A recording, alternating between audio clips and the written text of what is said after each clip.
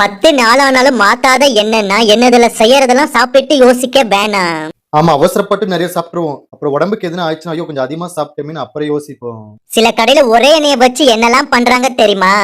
காலையில வடை போடுறாங்க, மத்தியானம் பக்கோடா பொரிக்கிறாங்க, நைட்டு கறி வறுக்குறாங்க. அந்த எண்ணெய் கூட புது எண்ணெய் கிடையாது, வறுத்த எண்ணெயிலே மறுபடியும் வறுக்குறாங்க. அந்த எண்ணெயில பண்றத சாப்பிட்டா ஈஸியா கேன்சர் நோய் வரும்.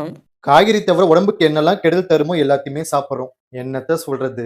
ஒரு எண்ணெயை ரொம்ப நாள் யூஸ் பண்ணவே கூடாது. இவங்க எனி டைம் எனக்கு கொதிக்க வச்சுக்கிட்டே இருக்காங்க. அதுவே கெமிக்கல் டைரக்டா மாறிடும்.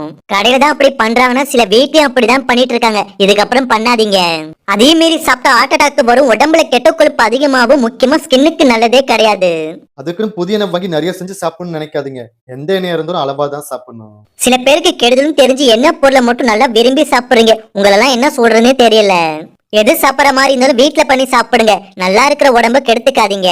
கடைக்காரன் பிசினஸ் லாஸ் ஆயின்னு என்னைய மாத்த மாட்டான். சில பேர் உடம்பு எப்படி போனாலும் பரவாயில்லன்னு கண்டதெல்லாம் சாப்பிடுவீங்க. அது மாதிரி ஆளுக்கு இந்த வீடியோவை ஷேர் பண்ணி விடுங்க. தேங்க்யூ.